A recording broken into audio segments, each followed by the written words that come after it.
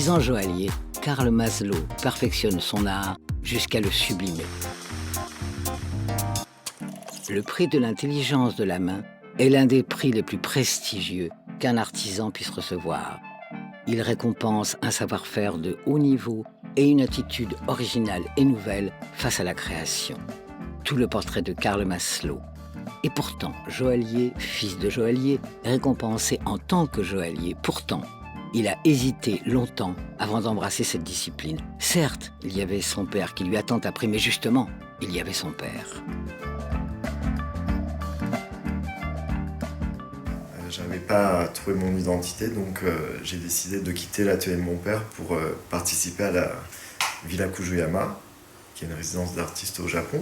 Et là, c'était le saut dans le vide.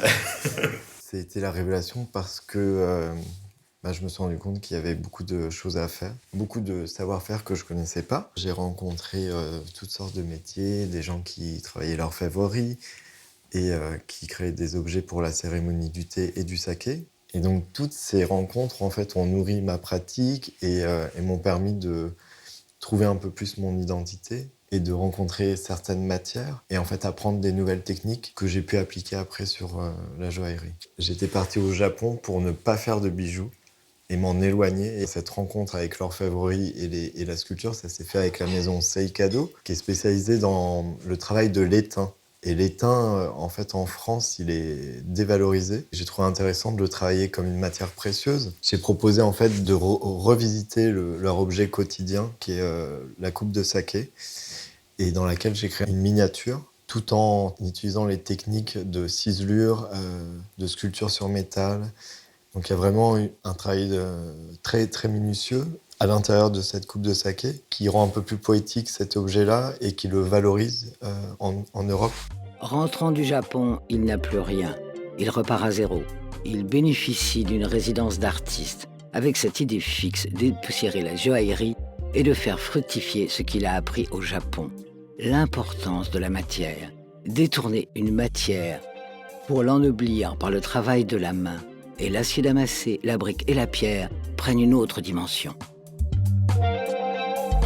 On sent qu'il y a le travail de la main déjà. Les bijoux sont pas parfaits, il y a des accidents, mais c'est ça que je veux mettre en valeur. C'est inspiré finalement de la philosophie du wabi-sabi qui est japonaise, qui est l'art en fait de sublimer un défaut et de l'accepter et de rebondir. Et c'est ça qui est intéressant quand on travaille à la main, c'est que évidemment on n'est pas des machines et à un moment il y a un dérapage. Et c'est ça que je recherche. Et c'est un vrai dialogue entre la matière et les outils. Et cette recherche, elle est là, dans ce Black Garden, qui lui a valu le prix de l'intelligence de la main. Une sorte de manifeste qui questionne 3 points. La question du bijou quand il n'est pas porté, la question de l'écrin, la question de l'hybridation des savoir-faire. Black Garden, en fait, c'est un dispositif de mise en scène pour montrer que la bague n'est pas obligée d'être portée, elle peut juste se poser dans un réceptacle. Et elle peut être accrochée au mur, comme un tableau, ou elle peut être juste posée sur une table. L'idée principale avec Black Garden, c'était de montrer aussi le détournement de techniques et de matières. Donc ici, j'ai utilisé les techniques de forge de l'acier damassé que j'ai mêlées aux techniques de joaillerie. Au centre, il y a une bague en fait, que j'ai sculptée comme un petit paysage, où en fait, on voit donc ce personnage qui est adossé à un rocher.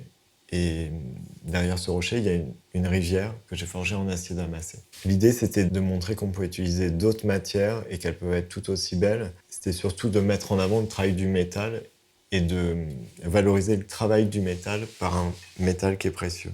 Le but, c'était de ne pas toujours porter cette bague et de montrer que, en fait, on peut avoir une autre vision du bijou et qu'elle peut être juste là comme réactivateur de souvenirs. Enfin, pour moi, c'est ça la fonction première d'un bijou, c'est de se sentir bien avec et d'être protégé.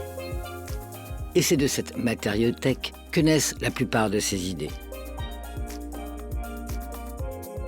Il y a toutes mes matières que j'ai collectées au fil de mes voyages ou de mes rencontres.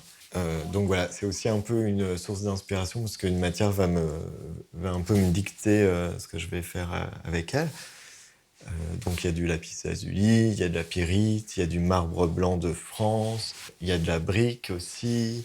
C'est ma matériothèque. Je pars souvent de brouillons, d'esquisses que je travaille ici.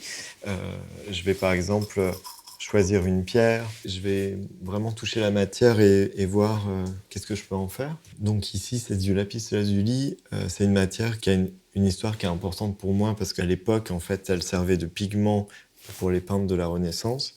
Et même, ça a été une matière qui a beaucoup utilisé Michel-Ange. C'est une matière qui est remplie d'histoire. Je fais des recherches, des esquisses. Au début, ça ressemble plutôt à des intentions au crayon. Je vais venir mouiller la pierre pour pas qu'elle s'échauffe et je vais la couper.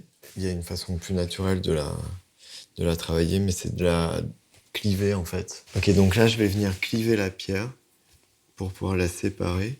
Et je vais pouvoir la retravailler ensuite sur l'établi. Le fait de la cliver, ça va lui donner une cassure plus naturelle. Et puis d'incontrôlable un peu.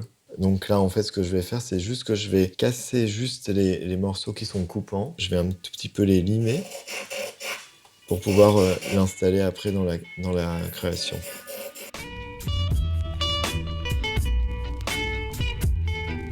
Il nous montrera un peu de la fonte du métal, mais surtout, il nous parlera d'une autre technique qui lui tient à cœur, le dialogue qu'il réussit à entretenir avec qui lui commande un bijou.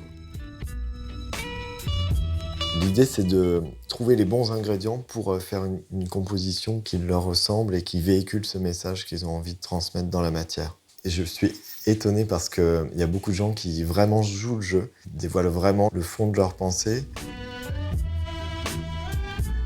En fait, c'est la plus belle chose que j'ai dans ce métier. J'ai cette chance d'avoir ce rapport assez privilégié avec l'humain. Et c'est une façon aussi de sensibiliser le public à la dimension créative que peut apporter un bijou et qu'il est vecteur de transmission parce qu'il est marqué par l'époque où il a été fabriqué.